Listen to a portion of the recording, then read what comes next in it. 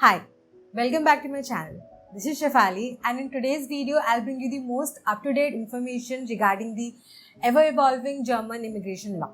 Stay informed as we dive into the latest reforms, amendments and policies that are currently reshaping the landscape of immigration in Germany. We will uncover the significant changes that is going to impact the skilled workers, students and families who are going to make Germany their new home. Join us as we break down the new requirements, opportunities and pathways under the new immigration law. So basically in this video, we'll be talking about the latest changes made to the EU Blue Card.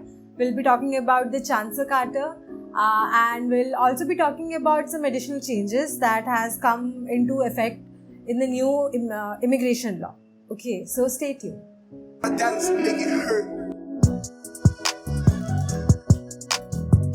Due to the EU's aging population and manpower shortfall, Germany is compelled to look outside of the continent for qualified labor.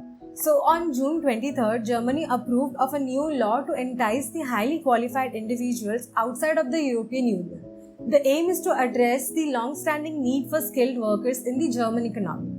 The law is seen as an opportunity to create modern immigration system that enables the entry of skilled workers quickly and efficiently. German Federal Interior Minister Nancy Faeser emphasized the importance of this new law in securing the prosperity of the country.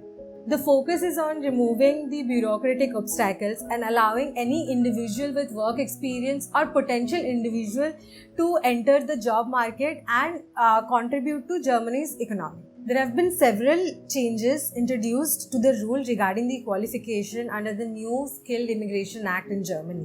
Firstly, we'll talk about the relaxation of the degree requirements. Highly skilled workers will no longer be restricted to having a degree directly related to their job. Okay, now individuals with any vocational training will be able to work in a qualified job regardless of their previous educational background.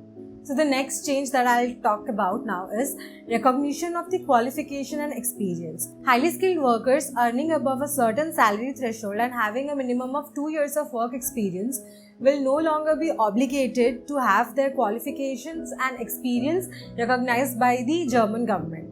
By that I mean accreditation. If the following qualification and the experience is recognized in their home country. Now my next point is in regards to the previous point, that is streamlining of the qualification.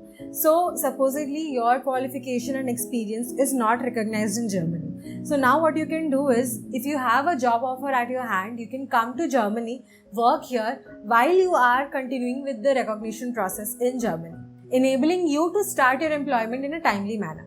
Now the next change is temporary work permit in labor shortage industries.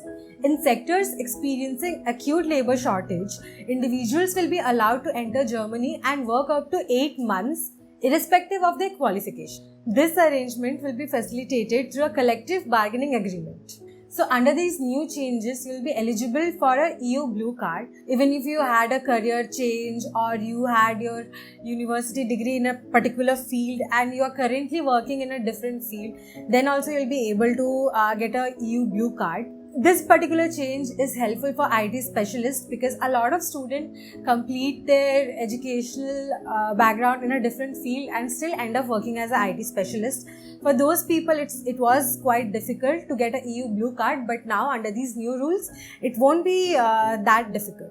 And the minimum gross salary to be eligible for a EU Blue Card has been dropped from 58,400 euros a year to 43,800 euros. As a part of the labor immigration reforms in Germany, an opportunity card has been introduced. The provision aims to facilitate immigration by implementing a point-based system. So in this particular point-based system, you need to earn certain amount of points to be eligible for a job seeker's visa. Okay. So these points are given on the basis of qualification, your German language proficiency as well as the English language proficiency, your age and your relationship to Germany, which sounds very weird, but what it means is that if in past you've lived in Germany or had any vocational training or any language training for at least 6 months, and this 6 months is calculated in the duration of last 5 years. So if in the last 5 years you were in Germany for 6 months, you will be awarded a certain number of points.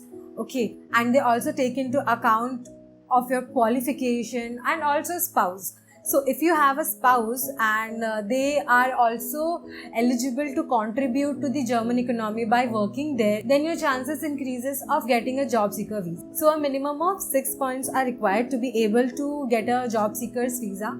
And that is not all. Like, students have to show a certain amount of money as a blocked account to make sure that they can survive in Germany for a certain period of time. And likewise, the individual who will be coming through the job seeker visa, they will also have to show some amount of funds, and I'm not sure how much amount of money they will be asked for, but that will also come into play.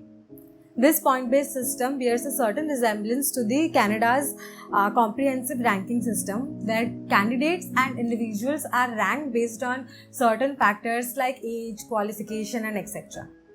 Even German Federal Interior Minister Nancy Faeser considered Canada as a role model for the immigration policies. Under this opportunity card, you will be allowed to stay for a maximum of 1 year with an option to extend it, and you will also be able to take up probationary work or part-time jobs up to 20 hours a week.